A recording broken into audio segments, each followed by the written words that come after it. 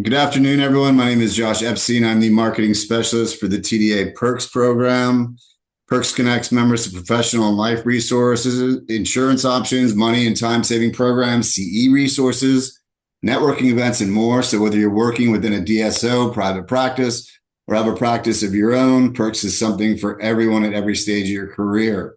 Today's webinar, Location is Leverage: How to Choose the Right Space for Your Dental Startup, is presented by longtime Perks vendor Xite Realty. Today's speaker is Brandon Fauley. Brandon is a senior vice president with Xite with a focus on dental office startups, expansions, and relocations. Brandon's responsibilities include business development and dental real estate brokerage in the Dallas-Fort Worth market. He prides himself on adding value to his clients by taking a thorough approach to the site selection process and aggressively pursuing the best medical and dental office space options on their behalf. We're happy to have Brandon. Are you ready to go? Yes, sir. Ready to go. Thanks for having me. Okay, I'll get things kicked off. Well, thank you everybody for joining us today. It's always a pleasure to be invited by the TDA to come and talk about real estate and talking about how that marries with the dental industry. I've been blessed to be here at Excite now for goodness, coming up on 13 years. As many of you can attest, time flies as you get a little bit older. But again, thank you guys for having me. So I'm gonna move through this. We're gonna have a Q&A portion at the end. I love questions. Happy to talk through the current market. I reside here in DFW. That's our corporate headquarters here at Excite. And so I'll leave some time at the end for questions. So feel free to jot those down or send those in the chat, and I'll make sure to touch those at the end. So today we're going to talk about how to choose the right space for dental startup. Very simple, but a question that comes up quite a bit. Let me get going now.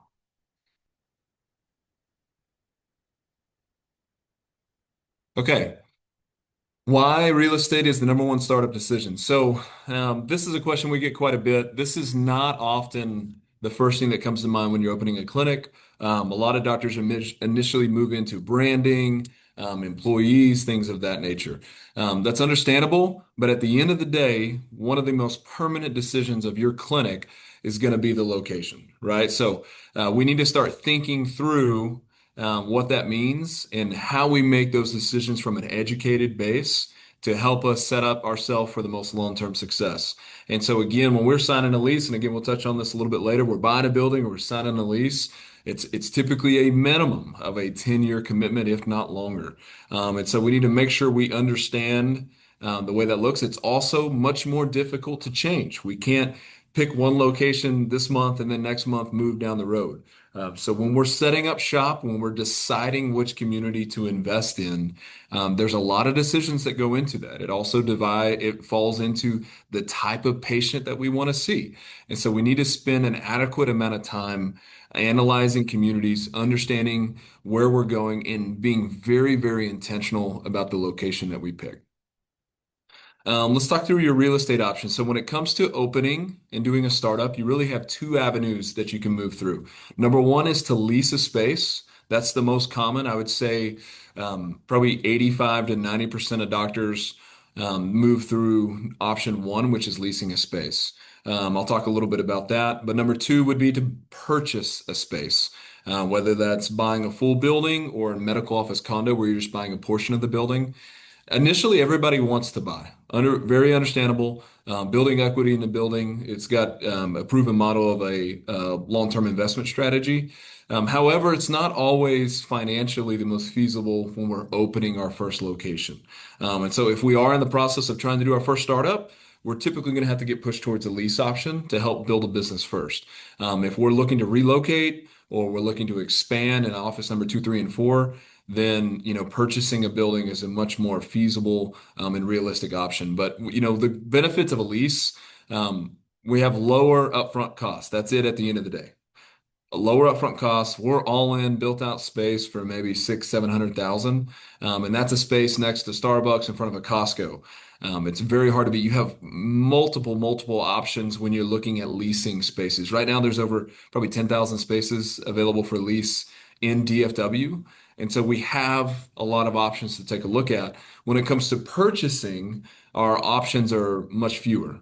Similar to buying a home, if you're looking at a home and you have specific requirements, you have a community that you want to be in, you want the house to look a certain way, certain type of neighborhood, certain type of neighbors, options aren't as plentiful. It's the same thing here. The most difficult transaction you can move through right now on the real estate side is to buy a building. There's a lot of money on the sidelines. There's a lot of new people that have moved here with a lot of cash, and any building that's available for sale is going to get quite a few looks, very similar to practices that are for sale. There is an abundance of demand, very limited to supply, and so price point is high, and the feasibility of transacting on that, unless you have a relationship or some type of inside track, can be more difficult. So, which is the right for you? That depends, again, a lot of times on timeline, cash flow, and just your overall growth plan. So if right now we're just trying to get open and we're trying to build our first clinic, I would recommend that we look at lease spaces as well as purchase options, but an understanding that it's probably going to be a lease option at the end of the day. That's when we're able to go in and identify real estate that's very attractive, putting you next to a Chick-fil-A, next to elementary school, high schools, grocery anchor, next to an HEB.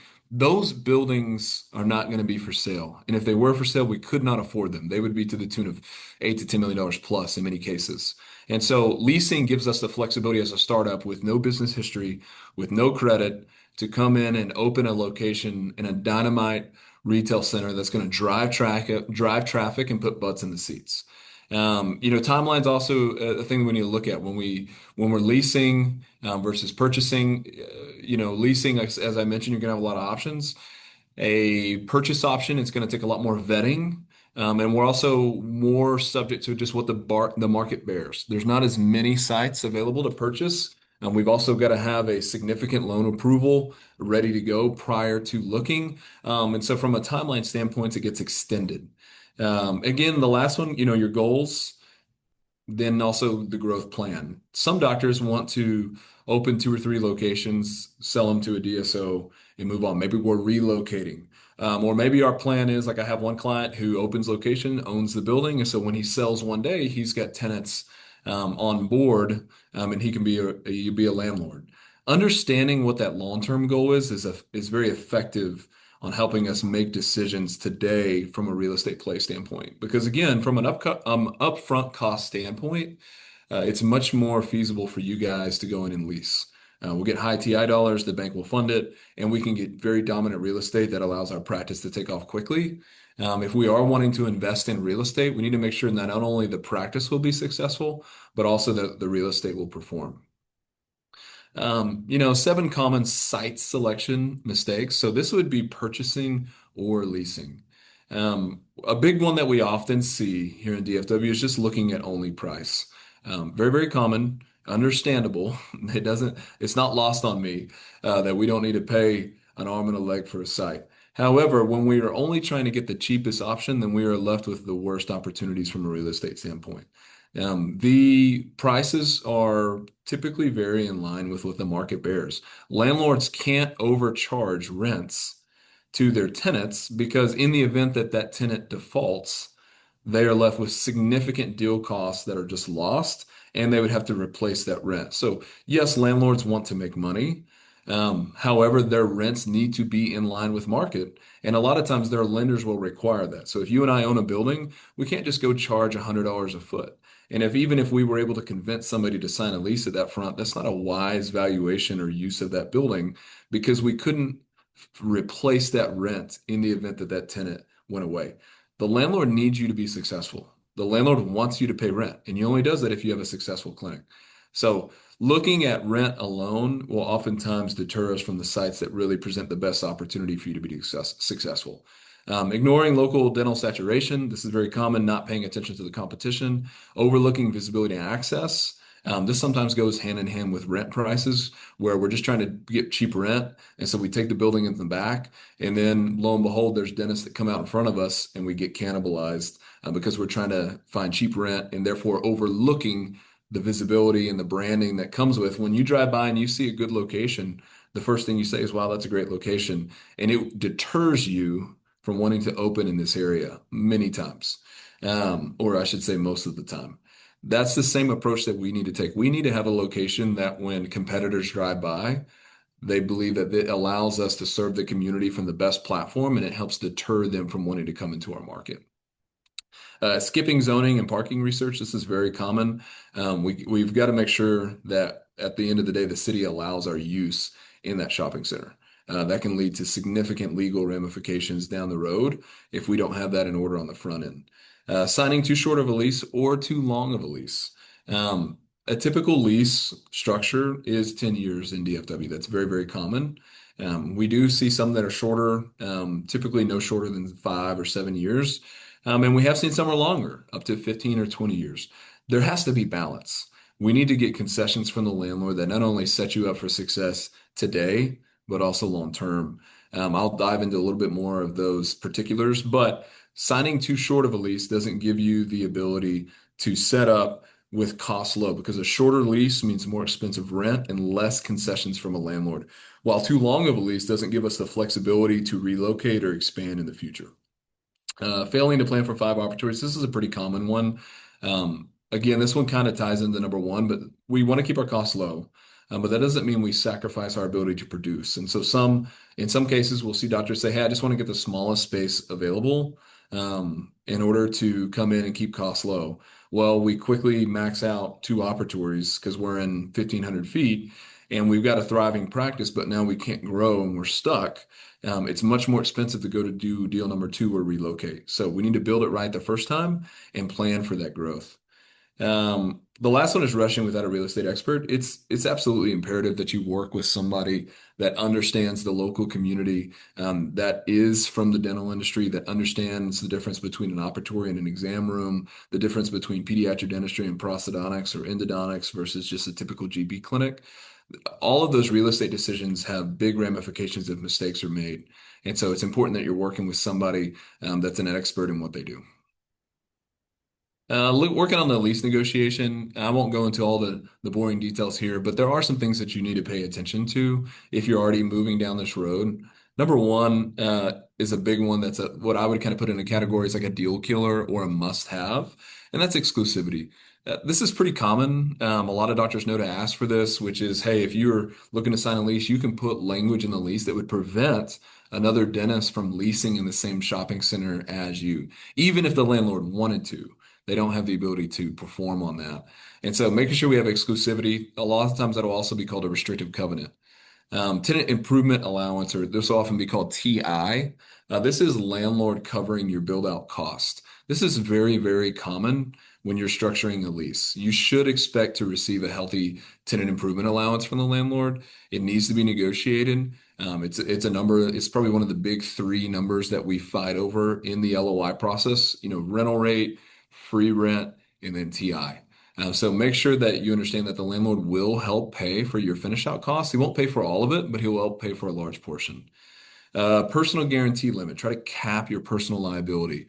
This is a tough one that a lot of landlords won't even bring up and just expect you to sign a full personal guarantee on a startup. That's understandable because you've never opened a business before. However, you can limit that to typically, let's say 5 or 7 years with a rolling 12 if we attack it on the front end. And so waiting till the end of the road till we're in leases is often detrimental to that process. But at the very beginning, if we say, hey, we want to sign a 5-year personal guarantee, after 5 years, you'll know that we're a proven tenant. We've paid rent on time. A lot of times landlords are much more open to that conversation, but it needs to be had on the front end. An escape clause in case zoning or financing fails. So this would be like a contingency. This is very common when purchasing a building. You should have a financing contingency. Most sellers will agree to that. In terms of a contingency in the lease, we need language in there that states that the landlord will verify the zoning. And if the zoning for some reason is not correct, the lease is terminated. So that's something we need to take a look at. An option to renew or to purchase. This is a big one that a lot of people don't think about. We need to have additional years or term on a lease because, again, we're not making a commitment to a space for 1 or 2 years. We're typically in a location for 20, 30 years. And maybe that's even us opening 3 or 4 more locations, but that first location is still going to be there. nine times out of 10. And so we need to have healthy renewal options where the rent is preset and pre-negotiated so we know exactly what those numbers are in the future and we're not just beholden to whatever the market bears. Same thing with purchasing. You can put language in a lease that would give you the option to purchase at a further date. I did this recently with a pediatric dentist in Keller, where we had language in his lease that it gave him the option to purchase the building further down the road. A big moving on to the next piece, so it's kind of the fun stuff is demographics. Make sure to pop this QR code. We'll give you a free demographic report, just a perk of being a TDA member. But this is, guys, this is imperative. This is where really we cut our teeth in the industry is having data that allows us to determine if an area is healthy. At the end of the day, it's just math. It's not a magic wand that someone raises and all of a sudden we have an area where people are going to be successful. But with the number of families that have moved to DFW, there's a lot of communities that are vastly underserved from a dental competition standpoint. And so we need to look at the saturation. We can go in and look at age, income, insurance type, growth rates, and then understanding where the existing competition is currently located. There's a lot of tools that do that. Demographics is a great use. Business Ancestry, Site Intel. There are several communities that help give access to this. We use Business Ancestry on our end, and that's a great tool for helping to determine what areas are fruitful for you to go and open a location. This is the last slide here, looking at just kind of a case study on a lot of times people will ask about how soon before we're profitable. And what's, more what's the market norm, right? You obviously have your outliers, kind of your super doctors, and then you have some doctors that just go open in a location, as I mentioned previously, in very saturated markets, and it's much more difficult. An overall timeline, and again, I can help with questions on this, but the first 3 months, once we start the process is getting a lease signed, location search, starting our build out, right? So that's kind of step one, if you will. Step two, before you've opened for business is, getting the equipment installed, hiring staff, training staff, getting your marketing and team in place. This is after all the real estate contracts are signed, the lease is signed, the purchase contract's delivered, and we're in the process of kind of building out our space. Then at that point, it's kind of step three, patient ramp up, referrals, community events. This is where you're really starting to set your name in the community, getting your brand out there, letting people know you're ready to serve them and start getting butts in the seat. Step four, really after the first year is capacity growth, adding operatories. Typically doctors will on the front end only equip 3 operatories. And so, at the end of year one, kind of moving into year two, that's when we really like to see operatories number 4 come out. Maybe even operatory number 5 if we're really performing at a high level. But we should, my expectation by the end of year two is that we have a very healthy clinic that's seeing, 5 to 6 operatories plumbed and performing at a high level. Next steps, where kind of do you go from here? The next thing we want to do, if you guys are in the process of, if you're even just interested in opening, and I'll cut to some of these questions, but a lot of times doctors just want to understand what the current market is here in DFW, or in here across the state.